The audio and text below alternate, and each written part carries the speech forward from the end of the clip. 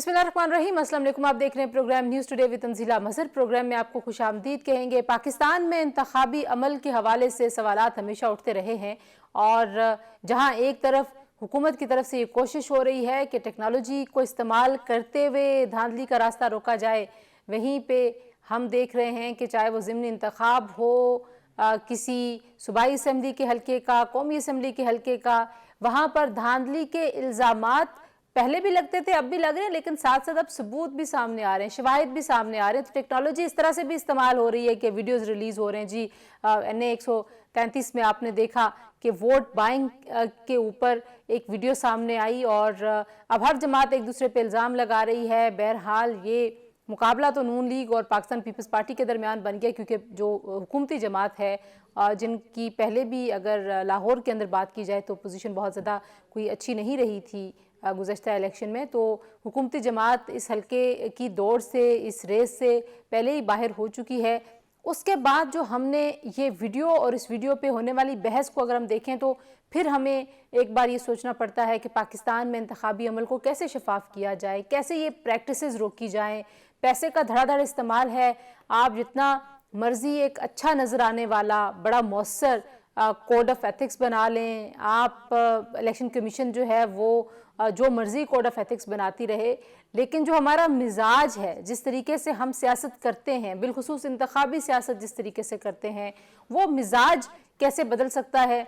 एक तरफ तो ये सवाल है, दूसरी तरफ इलेक्शन कमीशन के सामने हमने देखा था फवाद चौधरी साहब ने जब माफ़ी मांगी, उसके बाद आज़म सवाती साहब ने भी माफ़ी मांग ली है, लेकिन क्या हुकूमत के अंदर ये सोच पैदा हो रही है कि इलेक्शन कमीशन के साथ मिलकर उनको काम करना चाहिए और एक इदारे के तौर पे इलेक्शन कमीशन के ऊपर इस तरह का दबाव नहीं आना चाहिए। हमने ये भी देखा इस गुज़रे हफ्ते में कि इलेक्शन कमीशन के फंड्स रोकने की बात भी हुई, तो हुकूमत अब सिर्फ जो ज़ुबानी कलामी वो कोशिश कर रहे थे कि नहीं हमने इसरार ही करना है कि EVM के ज़रिए इलेक्शन होगा, अब हमें हुकूमत प्रैक्टिकली भी इंसिस्ट करती हुई और स्टेप्स लेती हुई, इक़दाम करती हुई नज़र आ रही है। तो ये सारा सिनेरियो है जी। और आइंदा इंतखाबात होंगे EVM के ज़रिए नहीं होंगे, लेकिन ये सवाल एक बार फिर सर उठा रहा है कि आइंदा इंतखाबात का माहौल कैसा होगा, शफाफ होंगे नहीं होंगे। कल जो ज़िमनी इंतखाब हो रहा है उससे पहले का जो सारा माहौल रहा, जितनी वोट बाइंग हुई, उसमें बहुत सारे इंडिपेंडेंट इदारों ने काम भी किया है और उन्हीं इदारों के कुछ लोग भी आज हमारे साथ मौजूद होंगे, उनसे भी पूछेंगे कि क्या वाकई ये जो वोट ख़रीदने का एक कल्चर है ये अभी तक क्यों मौजूद है। हम देखते हैं कि लोग तो बड़े पॉलिटिकली अवेयर हो गए, इसके बावजूद भी क्या वोट के साथ जो ट्रस्ट होना चाहिए एक आम आदमी का, एक वोटर का, वो नहीं हम बना सके हैं। ये वोट कैसे इस्तेमाल होता है और इसका इम्पैक्ट आपकी पूरी ज़िंदगी पे क्या होता है, क्या वो अवेयरनेस लोगों को नहीं है, या लोग मुआशी तौर पर वाकई इतने पिसे में कि वो समझते हैं कि वोट भी बेचा जा सकता है किसी न किसी तरह, कोई तो इनकम का ज़रिया हो।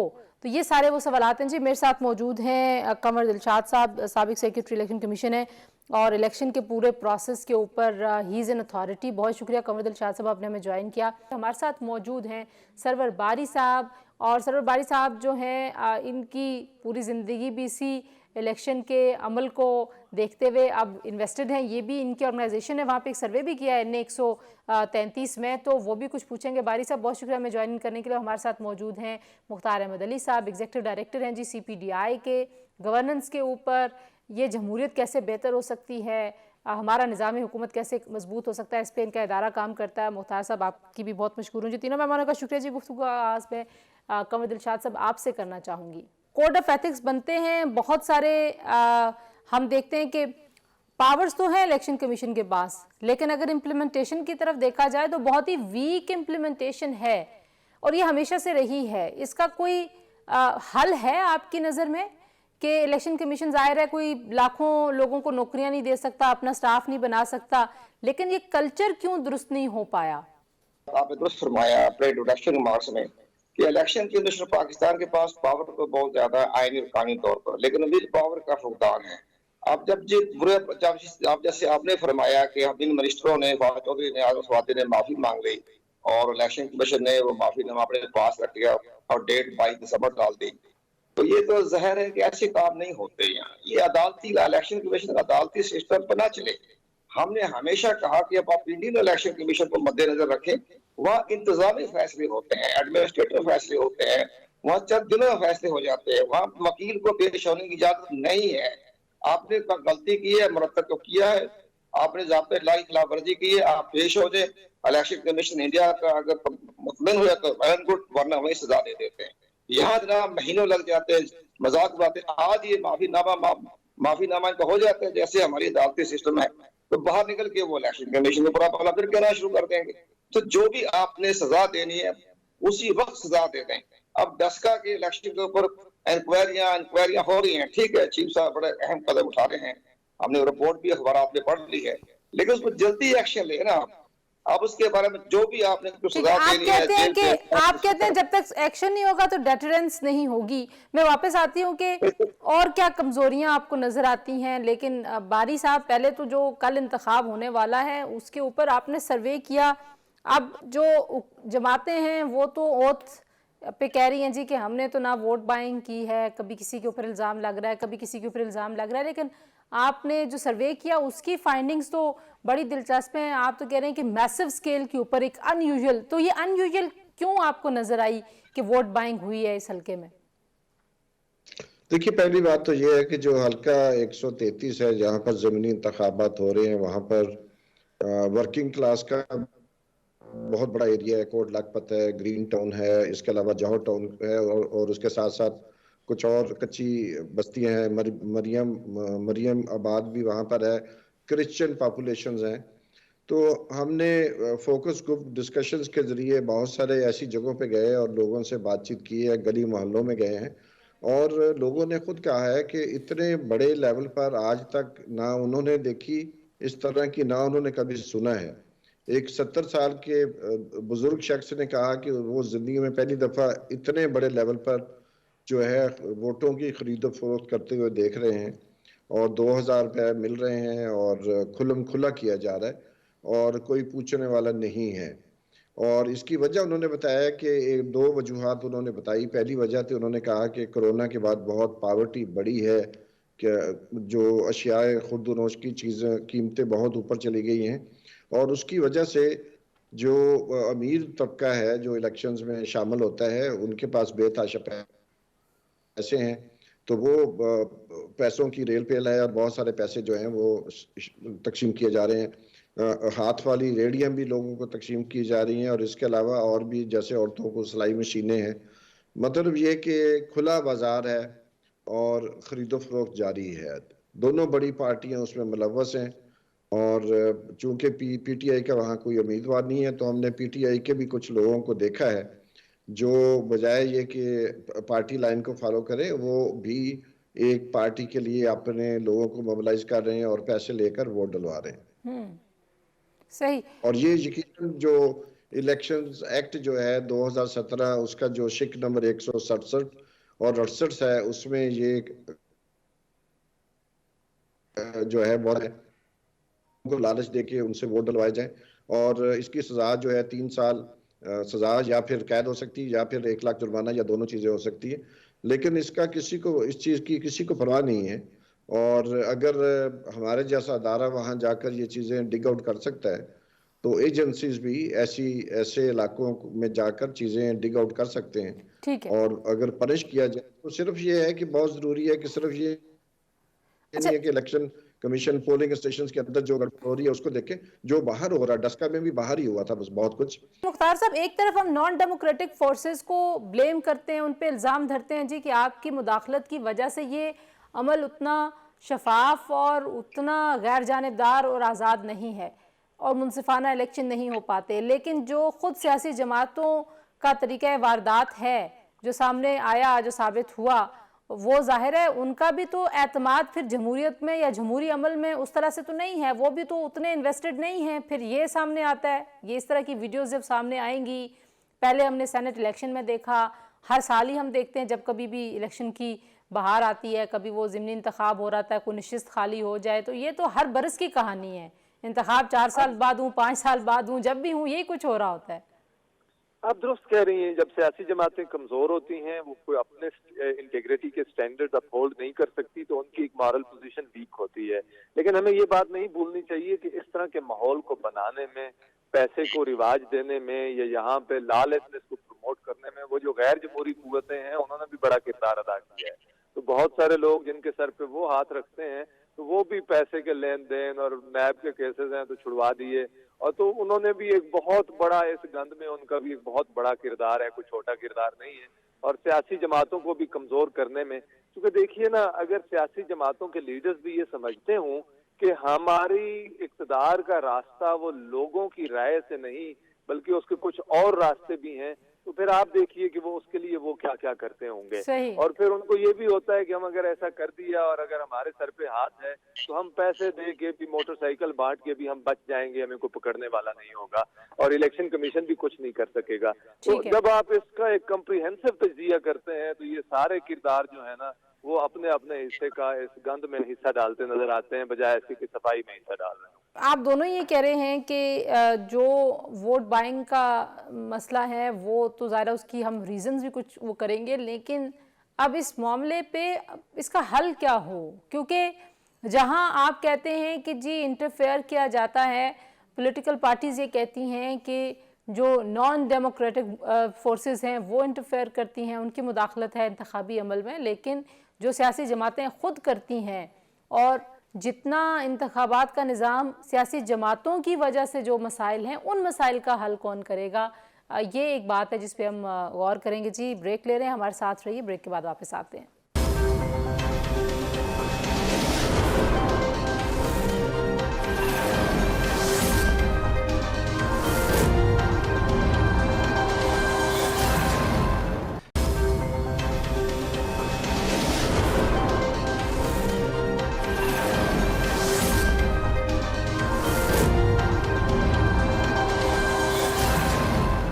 جی پروگرام میں ایک بار پھر آپ کو خوش آمدید کہتے ہیں. اور باری صاحب، جو اصل مسئلہ ہے وہ انتخابات میں ہم کہتے ہیں جی دھاندلی ہوتی ہے. انتخابات پہ آپ کہہ رہے ہیں کہ جو اس دن پولنگ سٹیشن کے اندر ہوتا ہے صرف اس کی ذمہ داری نہیں ہوتی الیکشن کمیشن پہ، بلکہ باہر جو اس وقت حالات چل رہے ہوتے ہیں، کیمپین، ہم نے کئی الیکشنز میں دیکھا کہ کوڈ آف ایتھکس بنتا ہے، جی آپ نے کیسے الیکشن کیمپین چلانی ہے، کتنا پیسہ استعمال کرنا ہے، اشتہاری مہم کتنی ہونی چاہیے، لیکن اس کے باوجود بے دریغ پیسہ استعمال ہو رہا ہوتا ہے، سامنے استعمال ہو رہا ہوتا ہے، لیکن کوئی پکڑ نہیں ہے. تو یہ جو معاملہ ہے اس کا کوئی حل بھی ہے، یا ہم کہیں جی کہ ہمارے ہاں تو انتخابات ایسے ہی ہونے ہیں، یہی کلچر ہے، اس کلچر کو کوئی نہیں بدل سکتا؟ دیکھیے، پہلی بات تو یہ ہے کہ پاکستان میں جو گورننس کا معاملہ ہے، رول آف لا کا جو ایشو ہے، وہ ہم سب کو پتہ ہے کہ پاکستان میں جو بھی قوانین ہیں ان کو نیچے تک جو ہے اس پر امپلیمنٹ کروانا کوئی اتنی آسان بات نہیں ہے. تو میں تو یہ سمجھتا ہوں یہ بہت بڑا، پہلی بات تو یہ کہ گورننس کا معاملہ ہے، ہمارے ہاں رول آف لا نہیں ہے، اور اس پر تقریباً قوم کا اور اسکالرز کا اتفاق رائے ہے اس کے اوپر.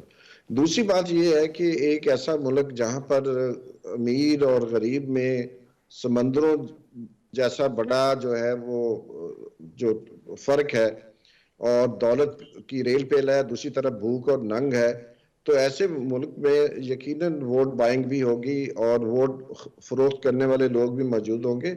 یہ انڈیا میں بھی بہت بڑے پیمانے پر ہوتا ہے، اور انڈیا کے سابق جو چیف الیکشن کمشنر قریشی صاحب ہے، انہوں نے ایک بک لکھی ہے. اس بک میں انہوں نے لکھا ہے کہ 40 استعمال کیے جاتے ہیں ہندوستان میں ووٹ بائنگ کے لیے اور دولت کے استعمال کے لیے. تو ایسے ممالک میں جہاں یہ اتنا بڑا فرق ہوگا، چاہے ہندوستان ہو، بنگلہ دیش ہو، پاکستان ہو، وہاں پر یہ چیز کو روکنا اتنا ممکن نہیں ہے. اس لیے میں الیکشن کمیشن کو اس کا ذمہ دار زیادہ نہیں ٹھہراتا ہوں. گو کہ قانون کے مطابق الیکشن کمیشن نے ہی فری اور فیئر الیکشن کروانے. جو فری الیکشن کی بات ہے، اس کی بنیادی بات یہ ہے کہ فری الیکشن تو وہ ہے جہاں پر جو ووٹرز ہیں اپنی فری ول کے ساتھ ووٹ ڈال سکے. تو ہمارے ہاں تو 50% جو عورتیں ہیں، جو کہ تقریباً ہمارے الیکٹورل رول کے اوپر تقریباً 48% خواتین ہیں، ان کی ایک بہت بھاری اکثریت جو ہے وہ مجبور ہوتی ہے کہ ان کے جو خاندان کے بڑے جو مرد ہیں وہ فیصلہ کرتے ہیں، ان کو مجبور کرتے ہیں کہ آپ نے ہماری مرضی سے ووٹ ڈالنا ہے. اور اسی طرح ہمارے دیہاتوں میں چلے جائیں تو بڑا جاگیردار جو ہے اس کے کھیتوں پہ کام کرنے والوں کو مجبور کیا جاتا ہے. فیصل آباد میں ہم نے اکثر دیکھا ہے کہ فیکٹری مالکان تھوڑا سا فائدہ دے کر مزدوروں کو ان سے ووٹ لے لیتے ہیں اپنی مرضی کے. تو یہ تو فری الیکشن نہیں ہے. ٹھیک ہے مختار صاحب، آپ الیکشن کمیشن تو کچھ نہیں کر سکتا. صحیح. مختار صاحب، الیکشن کلچر میں جو پیسے کا عمل دخل ہے، اس وقت تو ہم جو ضمنی انتخاب ہونے جا رہا ہے 133 میں، وہاں پہ ووٹ بائنگ کے ثبوت بھی سامنے آ گئے، ویڈیوز بھی سامنے آ گئے. جو بنیادی نقطہ ہے وہ کوئی بھی حلقہ ہو، کوئی بھی جماعت ہو، وہ یہ ہے کہ ہمارے اس انتخابی پورے عمل میں پیسے کا عمل دخل ہے. وہ فری آپ اس کو الیکشن کہہ نہیں سکتے. تو اس کلچر کو روکنے کی کوئی حل کی کوئی صورت نظر آتی ہے آپ کو پاکستان کے سیاسی کلچر میں؟ دیکھیے، کچھ باتیں تو جو باری صاحب نے کی ہیں میں ان سے بالکل اتفاق کرتا ہوں، کیونکہ ہمارے ہاں لا میں تو ظاہر ہے اس کی پروہیبیشن موجود ہے کہ ایسا نہیں ہونا چاہیے، لیکن قانون پہ عمل درآمد بہت مشکل ہے، چونکہ خاص طور پہ جب ایک دینے والا ہو اور ایک پیسے لینے والا ہو تو آپ اس کو ثابت کیسے کریں گے؟ چونکہ اگر اس کے کوئی گواہ نہیں ہے، اگر اس کا کوئی ایویڈنس نہیں ہے تو الیکشن کمیشن کی وہ کرنا بھی چاہے تو انفورس نہیں کر پائے گا. اور جہاں پہ ایویڈنس آتا ہے وہاں پہ بھی بعض اوقات وہ نہیں کر پاتے، کیونکہ ان کی اپنی کیپیسٹی کی کنسٹرینٹس ہوتی ہیں. تو یہاں پہ اس مسئلے کو دیکھنے کا ایک اور پہلو بھی ہے، وہ ہے کہ جب اوور آل اکانومی میں یا آپ کی اکانومی کی ڈاکیومنٹیشن نہیں ہے، وہ جو کینڈیڈیٹس ہیں ان کے پاس اگر بہت ساری بلیک منی ہے اور اس کے اوپر کوئی جو ہے وہ پوچھ پڑتال نہیں ہے، ہمارا ایف بی آر کا نظام بہت کمزور ہے، کیش میں لوگ ڈیل کر رہے ہیں، وہ کیش لے کے پھرتے ہیں، وہ جس کو مرضی دے دیں. اگر ہمارے ہاں ڈاکیومنٹیشن بہتر ہو تو پھر الیکشن کمیشن کے لیے بھی انفورس کرنا آسان ہو جاتا ہے.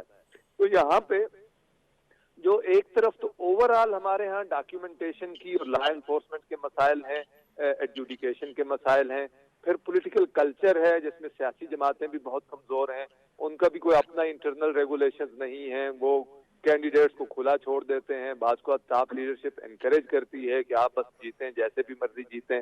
تو اپنا جو کوڈ آف ایتھکس ہوتا ہے یا کوئی انٹیگریٹی سٹینڈرڈز ہوتے ہیں وہ نہ ہونے کے برابر ہیں. بس جیتنا ہے اور ہر صورت میں جیتنا ہے، وہ جیسے مرضی آپ جیتیں. قمر صاحب، جو بات میرے دونوں دوسرے پارٹیسپینٹ کر رہے ہیں، اب ظاہر ہے پورا کا پورا پروسیس ایسے لگتا ہے کہ ہے تو کمزور، لیکن الیکشن کمیشن ابھی ہم نے دیکھا کہ انہوں نے اپنے آپ کو کافی اسرٹ کیا ہے. لیکن الیکشن کمیشن کے ایک طرف ہم دیکھ رہے ہیں کہ وہ اپنا اختیار استعمال کر رہے ہیں، اپنے آپ کو با اختیار ثابت کرنے کی کوشش کر رہے ہیں. دوسری طرف حکومت جو ہے وہ ہمیں الیکشن کمیشن کو پابند کرنے کی خواہش مند نظر آتی ہے کہ اب ہم نے اگر فیصلہ کیا ہے ای وی ایم کا تو آپ نے ہماری مرضی سے ہی کرنا ہے، اگر آپ ہماری مرضی سے نہیں کریں گے تو آپ کو فنڈز نہیں ملیں گے.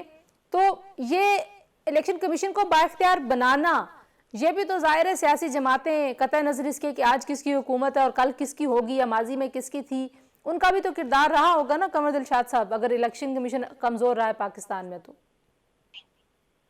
باتیں بہت خوبصورت کر رہی ہیں آپ. اس کے لیے ہمارا ایک پینل بنائے، مختار صاحب بھی ہوں، فربائی صاحب بھی ہمیں پورا ٹائم دے دیں آپ، ہم ان کی آنکھیں کھول دیں گے. اس میں جناب سب سے بڑی اہم بات یہ ہے کہ ہمارا عدالتی سسٹم بہت پیچیدہ اور بہت ہی زیادہ، بس آگے لفظ کیا کہیں کہ کنٹینٹ میں لگ جائے، لیکن سب سے بڑی اہم بات یہ کہ آپ دیکھیں کہ الیکشن ٹریبونل نے بعض ایم این ایز کو، ایم پیز کو، ان کو سزا دے دی، ان کا الیکشن قدر قرار دے دیا. اور ہماری اعلیٰ عدالتوں میں 3 سال ہو گئے ہیں اور وہ جناب اسٹے پہ بیٹھے ہوئے ہیں. تو اب اعلیٰ عدالتوں کو بھی خیال کرنا چاہیے کہ جناب آپ یہ اتنا بڑا اہم مسئلہ ہے، وہ ڈپٹی اسپیکر بڑے بیٹھے ہیں قومی اسمبلی کے اور وہ اسٹے پہ بیٹھے ہوئے ہیں اور بڑے بڑے فیصلے کر رہے ہیں، عدالتیں خاموش بیٹھی ہوئی ہیں.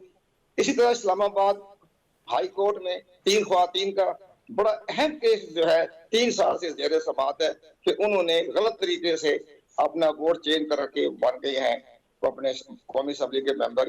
ابھی تک اس فیصلہ ہوگا، اسٹے پہ رکھا ہوا ہے. نمبر 2 ہوگی بات. تیسری بات، الیکشن کمیشن پر بھی ہم بات کرنا چاہیں گے. میں ادارے میں رہا ہوں، بل پاور نہیں ہے. اب سب سے پہلی بات یہ ہے کہ 7 سال ہو گئے ہیں آپ کا جو ہے فارم فنڈنگ کی کا فیصلہ نہیں آ رہا. فیصل ووڈا مذاق کر کے چلا جاتا ہے، کوئی فیصلہ نہیں ہو رہا. فاضل چودھری اور عادل سواتی معافی مانگ کے ہفتے باہر نکل گئے، ختم، کوئی فیصلہ نہیں ہو رہا. डस्का का अहम फैसला सजा का हो गया, कागजों में लिखा गया, फाइलों में लिखा गया, अमल दरामद नहीं हो रहा। इसी तरह 122 असेंबली के मेंबर है पंजाब के, वो 3 साल जेल में रहा वो, और कागजात नामजदगी में से छुपा लिए हकायक, और वो जरा अभी तक स्टे में बैठे हुए हैं, कोई फैसला नहीं हो रहा। हाई कोर्ट की तरफ से भी, इलेक्शन कमीशन की तरफ से भी, वो 3 साल से बैठे हुए हैं, जुर्म किया हुआ है, सजा काटी हुई है, नॉमिनेशन पेपर पर लिखा। इसी तरह हमारी पार्टी का इंट्रा पार्टी इलेक्शन नहीं हो रहा। इंट्रा पार्टी का सारा फ्रॉड है, ड्राइंग रूम में बैठ के फैसला करते सवाए जमात इस्लामी के, कोई फैसला नहीं हो रहा। एक और दुनिया के अंदर तरक्की याफ्ता मुल्कों में, हमने भी चंद मुल्कों में दौरे किए, मुख्तार ने भी किए हैं, बारी साहब ने भी किए, जनाब ये होता है कि यूनियन काउंसिल की सतह पर बैठकर पार्लिमानी बोर्ड फैसला कर दिया कि इसकी क्या पॉपुलरिटी है। पूरे यूनियन काउंसिल, तहसील काउंसिल, टाउन काउंसिल, उस पर जिला को, इसके बाद जाकर पार्टी को है वो टिकट देती है। यहाँ वो रात को पार्टी बदली किया, पीपल पार्टी से पीटीआई में आ गए, पीटीआई से एन में चले गए, एन से क्यू में चले गए, कोई पूछने वाला नहीं है। नाम क्या रखा? ठीक है, तो पूरा जो निजाम है वो कह रहे हैं आपके वो फ्लॉड। अच्छा कमर दिलशाद साहब, आपने बड़ी खूबसूरती से बड़ी अहम बात है, जी जी आजाद उम्मीदवार जो है वो इलेक्शन लड़ते हैं, आजाद उम्मीदवार कि जी हम किसी पार्टी में नहीं होंगे, वो मुनाफिक जो है दूसरी पार्टी में शामिल हो जाते हैं। इससे बड़ा मुनाफिक और कौन होगा? अब कौम वोटों ने लिया कि आप आजाद रहेंगे, आपने किसी पार्टी ज्वाइन नहीं करना, वो पार्टी ज्वाइन करके सबसे बड़े मुनाफिक आखिर तो वो बैठे हुए हैं जो दूसरी पार्टी में चले जाते हैं। ठीक है, अच्छा ये जो सारी निजाम की खराबियां हैं, ये अब हम सोचें कि अवाम बड़ी बाशऊर हो गई है, हमने सोचा कि रिफॉर्म्स हो जाएंगी लेकिन वो हुई नहीं है। ब्रेक के बाद बात करेंगे कुछ इस हवाले से कि ये जो रिफॉर्म्स का नारा है इलेक्शन इस्लाहात का, अगर इलेक्शन कमीशन को आप एक आईनी इदारे की जो तकरीम होती है वो देना नहीं चाहते, बाकी पार्लियामान में जो हम देख रहे हैं कि जिस तरीके से पार्लियामान का एहतराम है और ये सारी सियासी जमातों की बात है, वो भी हम देख रहे हैं कि कितना हम प्रैक्टिकली उस पर इन स्पिरिट हम क्या समझते हैं, तो इलेक्शन कमीशन बेचारा फिर क्या करेगा, ये वो सवाल है जो हम अपने मेहमानों से पूछेंगे जी, और ईवीएम पे भी उनकी राय लेंगे। ब्रेक के बाद हमारे साथ रहिए।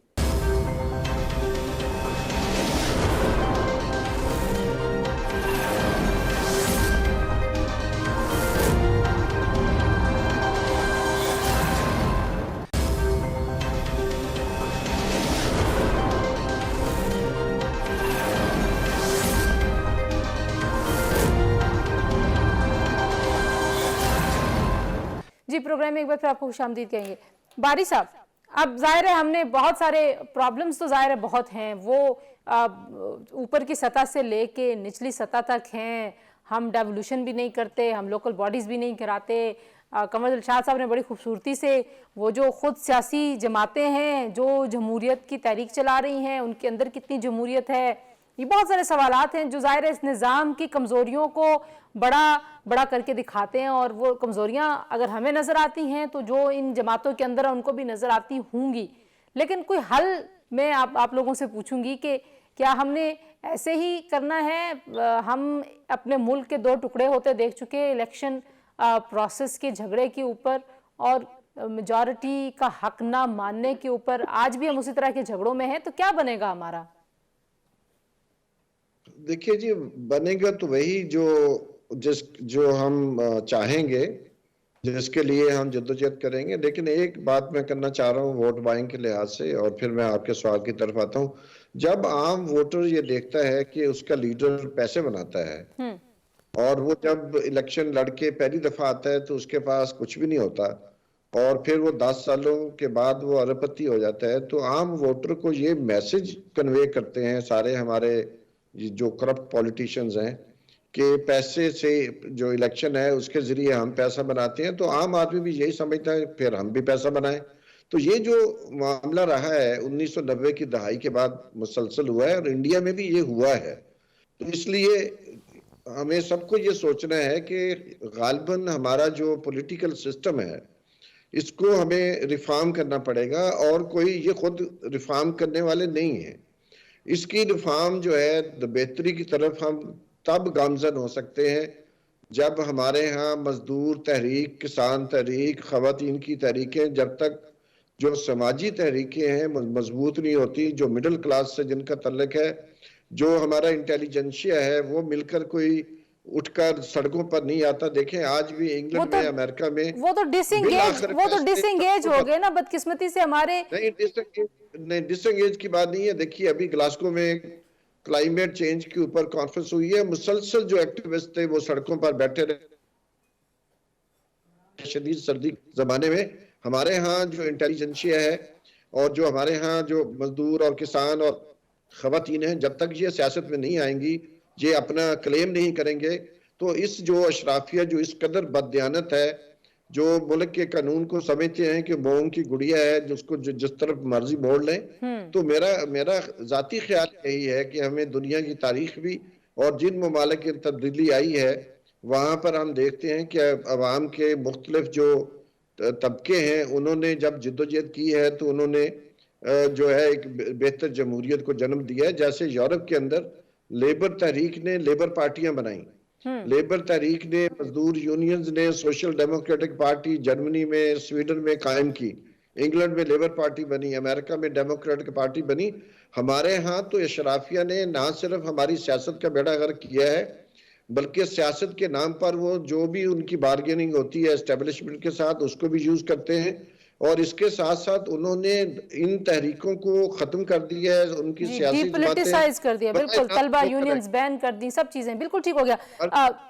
मुख्तार साहब, अगर मैं पहले आपसे भी ये वोट बाइंग जो हो रही है NA 133 में, क्योंकि इलेक्शन है तो उसके ऊपर आपसे अगर मैं पूछूं कि आपके ख्याल में ये सारी जमातें एक दूसरे को इल्ज़ाम दे रही हैं, ये वीडियो सामने आ रहे हैं, तो आप क्या समझते हैं कि वजह क्या है? फिर मैं आपसे हल भी पूछूंगी सारा जो हमने। हमारे पास भी ऑडियोज हैं तंजीला, हमारे पास भी कुछ ऑडियोज हैं जी जी जो हम इंशाल्लाह जारी करेंगे। जी बिल्कुल ठीक है बारी साहब। जी मुख्तार साहब।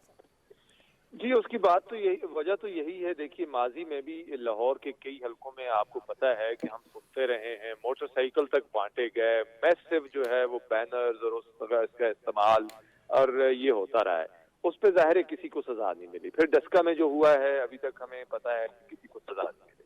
तो बात यह है कि जब लॉ एनफोर्समेंट इतनी कमजोर हो और सियासी जमातें भी किसी कोड ऑफ ऑनर को फॉलो ना, किसी कोड ऑफ उसको एथिक्स को फॉलो ना कर रही हूँ, तो फिर जाहिर है कि ये होता है। और बारी साहब ने बहुत दुरुस्त कहा कि जब परसेप्शन भी ये हो कि ये करप्शन है बहुत और खुद बहुत करप्ट है, अमीर है, तो गरीब आदमी जो पैसे बेचारा मरा हुआ है तो उसको अगर 1000-2000 मिल जाए तो वो तो इसको बुरा नहीं समझता। और लेकिन बहरहाल मेरे ख्याल में इस सब कुछ के बावजूद हमें ये नहीं भूलना चाहिए कि अगर वोट की सीक्रेसी इंश्योर्ड हो, अगर इलेक्शन डे पे जो है वो प्रोसेस ठीक चले, तो फिर भी किसी हद तक हम ये कह सकते हैं कि मे बी के लोगों ने बाहर जो भी पैसे जैसे लिए होंगे जब वहां पे जाएंगे तो मे बी हमें नहीं पता कि वो उसको जो बाहर उन्होंने प्रॉमिसेस किए हैं उसको फॉलो करते हैं या वो अपने ज़मीर को फॉलो करते हैं। ठीक है। अच्छा मुख्तार साहब, जो हल है इस सारे सिनेरियो का, जो हमने इतनी बड़ी बीमारी, वो बीमारी ज़ाहिर बहुत बड़ी है, वो जिधर से आप देखेंगे आपको बहुत सारे मसाइल नजर आएंगे, पार्टियों के अंदर, पार्टियों के बाहर, मुल्क के अंदर, नॉन डेमोक्रेटिक फोर्सेस, लेकिन हल क्या है आपके ख्याल में? देखिए हल इसका कोई सिंपल नहीं है ये, और ना ही कोई ऐसा है कि आप कोई छड़ी घुमाएंगे और ये सब ठीक हो जाएगा। मेरे ख्याल में इसके 2-3 चीजें हैं। एक है इंस्टीट्यूशंस का स्ट्रेंथन होना, और मेरे ख्याल में इंस्टीट्यूशंस तभी स्ट्रांग होते हैं जब वो आइन के दायरे कार के अंदर वो अपना काम उनको करने दिया जाए और इंटरप्शन ना आए। अभी हम देख रहे हैं कि इलेक्शन कमीशन ओवर द पिछले 2-3 टर्म्स में इवॉल्व हुआ है, उसके अभी भी मसाइल हैं लेकिन उसकी कैपेसिटी बड़ी है, और वो इसी वजह से बड़ी है कि 2-3 मुतवातिर इलेक्शन हुए हैं। तो इंस्टीट्यूशनल कैपेसिटी का बढ़ना बेहतर है। लॉ एनफोर्समेंट साइड पे भी इसी तरह से वो अगर इंस्टीट्यूशनल कैपेसिटी बेहतर होती है, ऑफिसर्स को टेन्योर सिक्योरिटी मिलती है, जैसे पुलिस रिफॉर्म्स का वादा था नहीं हुआ है, अगर वो हो गया होता और वो कुछ न्यूट्रलाइज हो गई होती, ये है इंस्टीट्यूशनल साइड।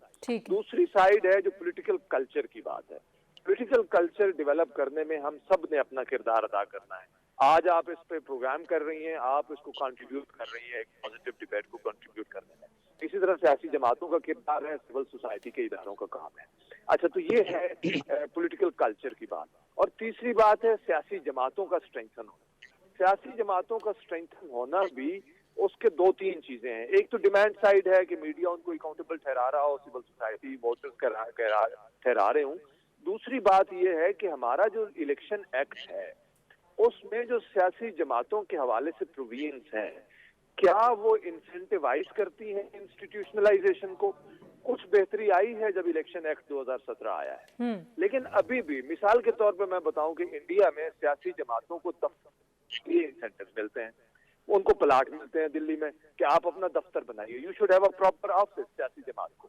अच्छा, कई मुल्कों में सियासी जमात को कंट्रीब्यूशन करने पे आपको टैक्स कंसेशन मिलती है कि मैं अगर एज अ शहरी, जो सियासी जमातों का एक कलीदी रोल है जमहूरी जमहूरियत, ठीक हो गया, तो अगर आपने सियासी जमातों को स्ट्रेंथन करना है तो फिर मैं अगर उनको फंडिंग मैं उनको अगर देता हूँ कंट्रीब्यूशन चंदा या जो भी है, तो वो एक ठीक है। अगर आप किसी दौलतमंद खानदान के हाथ में पूरी जमात दे देंगे, ज़ाहिर मसला होगा। आखिरी कमेंट कमर दिलशाद साहब, क्योंकि आप उस प्रोसेस को भी जानते हैं जो इलेक्शन कमीशन के अंदर बैठ के जिस नज़र से इस पूरे प्रोसेस को देखा जाना चाहिए, तो आपके ख्याल में ये जो सारा मसला है, ये पूरा का पूरा जो इंतखाबी अमल जिस तरीके से फ्लॉड रहा है, इसको दुरुस्त करने की कोई उम्मीद आपको नजर आती है, या ये जैसे हर दफा ही धांधली का शोर होगा, हर दफा इल्जाम लगेंगे? अब तो नया आ गया ना कल्चर के, कुछ हलकों पे धांधली और बैग्स खोलने की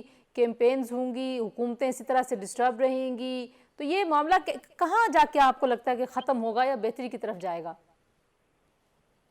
असूली तौर पर हमने भी बड़ा गौर व खोज किया हुआ है। ये जो इलेक्शन एक्ट 2017 का हम बार बार जिक्र करते हैं, इसमें उन्हें कोई खास कारनामे सर अंजाम नहीं दिया। इंतखाबी साथ कमेटी ने 3 साल जाया किए अपने। ये वो नकल है जो हमारा माजी के जो इंतखाबी कवानीन की 8 किताबें होती थी, उन 8 किताबों को उन्होंने यकजा करके उसका नाम निहात इलेक्शन एक्ट 2017 रख दिया। तो नई बात क्या रखी है? वही है ना जो 1976 से लेकर 2006 तक जो इलेक्शन कानून आते रहे, कई मार्शल आर्डर के तहत किसी तरीके से भी आते रहे, वो सारी किताबें 8 किताबें थी। उन 8 किताबों को यकजा कर दिया। उसमें क्या नई बात लिखी है इलेक्शन एक्ट 2017 में? वही कानून, वही आइन, वही चीजें मौजूद है। इसका सबसे बड़ी अहम बात ये होगी, जनाब हमने ये कहा इनको कि इलेक्शन कमीशन ऑफ पाकिस्तान को इख्तियारात दे दे कि जिस हल्के में गड़बड़ हो गई है, बेकायदगी हो गई है, उस हल्के के तमाम इलेक्शन अमला जो भी इसमें मुलव्वस पाया जाता है उसको आप डायरेक्ट सजा दे सकते हैं, जैसे इंडिया में दिया गया। रिटर्निंग ऑफिसर को आप जेल दे सकते हैं, डिसमिस कर सकते हैं। यहाँ तो चलाते नहीं है, वो चीफ सेक्रेटरी को लिखेंगे जनाब आपके हेडमास्टर साहब ने ये गड़बड़ कर दी, अच्छा ही देखेंगे, सोचेंगे। अभी डस्का की रिपोर्ट के बारे में रिपोर्टें भेजी हुई है चीफ सेक्रेटरी साहब को, अभी तक वहां से कोई सजा का आर्डर नहीं आया। जब तक इलेक्शन कमीशन पाकिस्तान की इंपॉर्मेंट नहीं करेंगे कि वक्त सूबे का वजीर आला हो या मुल्क का प्राइम मिनिस्टर हो, अगर वो भी मुलव्वस पाया जाता है तो इलेक्शन कमीशन पाकिस्तान उसको भी जेल दे सकता है। ठीक है, ये तमाम इख्तियारात दे दिए जाएंगे तो ये तमाम किताबी बात तो फिर बहस वहीं पे आ गई। आप कहते हैं कि जब तक सजाएं, ठीक है, जब तक सजाएं नहीं होंगी अमली तौर पर, तब तक डेटरेंस नहीं होगा। बिल्कुल ठीक है। कमर दिलशाद साहब, सरवर बारी साहब, मुख्तार अहमद अली साहब, आप तीनों का बहुत शुक्रिया जी। कल अब इंतखाब है, देखते हैं कि क्या नतीजा निकलता है। लेकिन एक बात जो इस पूरे प्रोसेस को देखते हुए ज़ाहिर होती है वो यही है कि कहीं भी इंतखाब हो, कोई भी जमात हो, किसी के दरमियान भी मुकाबला हो, हर जगह पे जो धांधली का शोर है वो इसी तरह रहेगा जब तक कि जो सारे स्टेक होल्डर्स हैं, इंक्लूडिंग पीपल ऑफ पाकिस्तान, जिनके लिए जमहूरियत है, जिनके लिए ये निज़ाम है, जब तक वो सब मिल के एक इन्वेस्टेड एफर्ट नहीं करते कि इस कल्चर का ख़ात्मा किया जाए। सियासी जमातों को, सियासी नुमाइंदों को तो हम बहुत जवाबदेह ठहराते हैं, लेकिन इस पूरे निज़ाम में कहीं ना कहीं आम आदमी का भी बहुत अहम किरदार है। और अगर आप अपने आप को डिसंगेज रखेंगे, आप अपने स्टेक्स को नहीं पहचानेंगे, तो ये मामला ऐसे ही चलता रहेगा जी। आज के लिए इतना ही। अपना बहुत सारा ख्याल रखिए। अल्लाह हाफिज़।